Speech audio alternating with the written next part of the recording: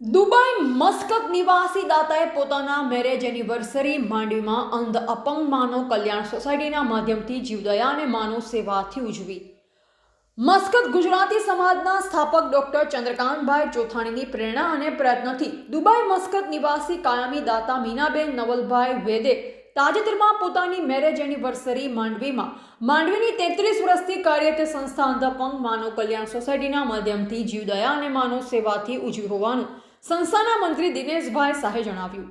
80% દિવ્યાંગતા ધરાવતા અબડાસા તાલુકાના કોઠારા ગામમાં રહેતા કુંભાર ઉમર દાઉદને માંડવીની અંધ અપંગ માનવ કલ્યાણ સોસાયટીના પ્રમુખ શાંતિલાલભાઈ ગણાત્રા, મંત્રી દિનેશભાઈ શાહ, ખજાનચી પ્રતાપભાઈ ચોથાણી અને સહમંત્રી સુલતાનભાઈ મીરના હસ્તે માંડવીના નાનાલાલ વોરા માર્ગ પર આવેલા સંસ્થાના કાર્યાલયમાં 7મી ડિસેમ્બરના ટ્રાયસિકલ અર્પણ કરી કોઠારાના દિવ્યાંગભાઈને આત્મનિર્ભર બનાવ્યા હતા.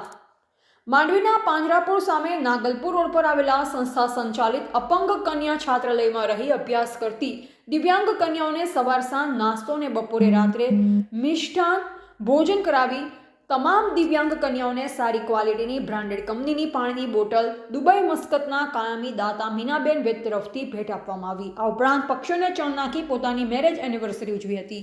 રિપોર્ટર રમેશભાઈ ભાનુશાલી, નલિયા, અબડાસા, કચ્છ.